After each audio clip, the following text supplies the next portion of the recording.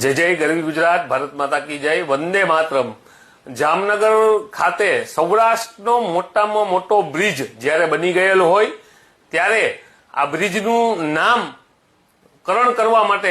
માંગણી છે જામનગરની જનતાની, ને સાથે સાથે કોંગ્રેસના પ્રમુખ તરીકે મારી પણ માંગણી છે. મેં 2 દિવસ પહેલા જામનગરના મહાનગરપાલિકાના કમિશનરને એક પત્ર લખી અને જામ રણજીતસિંહ છે, જે જામનગર નવાનગર સ્ટેટ હતા અને જેને ક્રિકેટના મહાન ખેલાડી ગણાય છે, જેને ઇંગ્લેન્ડ તરફથી આંતરરાષ્ટ્રીય ક્રિકેટ ટુર્નામેન્ટ રમ્યો હોય, જેને આજે પણ જેમના નામની ભારતમાં રણજી ટ્રોફી રમાતી હોય, આવા મહાન ખેલાડી અને જામનગરનું ગૌરવ શ્રી જામ રણજીતસિંહ, જે નવાનગર સ્ટેટ હતા, આ બ્રિજનું નામ પડે અને આ નામકરણ જામ રણજીતસિંહ ઉપર આ બ્રિજ થાય. ત્યાર પછી જામ રણજીતસિંહ પછી પણ તમે જોવો છો તેમ જામનગરની આ ધરતીએ મહાન ક્રિકેટરો આપ્યા છે, જેમ કે શ્રી વિનુ માકડ કયો, ત્યાં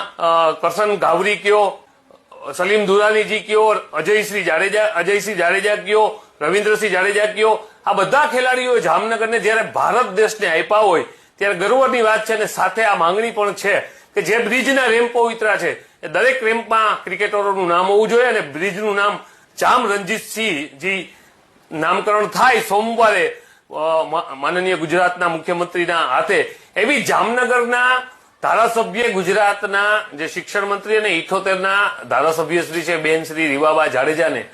આજે હું એક લેખિતમાં પત્ર પણ લખું છું અને સોશિયલ મીડિયાથી પણ ક્યાંક ને ક્યાંક જામનગરની જનતાની અને અમારી વાત એમના સુધી પહોંચે.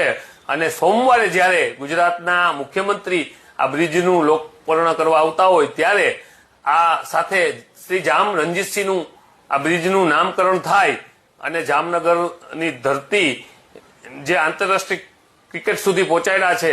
એવા જામ રણજીતસિંહનું નામ દેશમાં ફરી ગુંજે એવી અમારી લાગણી, માંગણી અને વિનંતી કયો તો વિનંતી છે. જય જય ગરવી ગુજરાત, ભારત માતા કી જય, વંદે માતરમ.